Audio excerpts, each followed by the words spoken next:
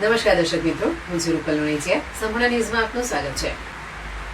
ડીસામાં નવા bus stand પાસેથી એક જ મહિનામાં 2 બાઇકની ઉઠાંતરી થઈ છે. જે મામલે ફરિયાદ નોંધાતા ડીસા શહેર ઉત્તર પોલીસે અજાણ્યા તસ્કરો સામે ગુનો નોંધી શોધખોળ હાથ ધરી છે. ડીસા શહેરમાં આવેલા નવા બસ સ્ટેશન પાસે બાઇક ચોરે તરખાટ મચાવે છે અને એક જ મહિનામાં અલગ અલગ જગ્યાએથી 2 બાઇકની ચોરી કરી અજાણ્યા શખ્સો ફરાર થઈ ગયા છે. જેમાં ભોપાનગર વિસ્તારમાં રહેતા જામતાભાઈ માળીની નવા બસ સ્ટેન્ડ પાસે સુંદર સેલ્સ નામની મોબાઈલની દુકાન આવેલી છે. તેઓ એક જ મહિના અગાઉ રાબેતા મુજબ દુકાનની દિવાલ પાસે બાઇક પાર્ક કરી દુકાનમાં વેપાર કરી રહ્યા હતા. તે સમયે કોઈ અજાણ્યો વ્યક્તિ બાઇક ચોરી કરી જતા તેમણે ફરિયાદ નોંધાવી છે.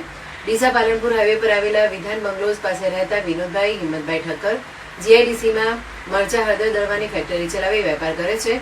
જેમાં તેમની પત્ની સાથે કુળદેવીના દર્શન કરવા માટે જવાનું હતું. જેથી તેઓ ગત તારીખ 13 એપ્રિલના રોજ સવારે તેમના પત્ની સાથે બાઇક પર નવા બસ સ્ટેન્ડ ગયા હતા અને ત્યાં તેમના મિત્રની ઓફિસ આગળ બાઇક પાર્ક કરી બસમાં બેસી કુળદેવીના દર્શન કરવા માટે વારાહી ગયા હતા. ત્યારબાદ બપોરના સમયે દર્શન કરી તેઓ પરત આવી જોતા પાર્ક કરેલી જગ્યાએ બાઇક દેખાયું ન હતું. તેથી તેમણે આજુબાજુમાં તપાસ શરૂ કરી હતી, પરંતુ બાઇક મળી આવી ન હતું. ત્યારબાદ તેમના ઘરે સામાજિક પ્રસંગ હોવાથી તેઓ વ્યસ્ત થઈ ગયા હતા. જે મામલે વિનોદભાઈ ઠક્કરે આજે અજાણ્યા તસ્કરો સામે ફરિયાદ નોંધાવતા ડીસા શહેર ઉત્તર પોલીસે તપાસ હાથ ધરી હતી.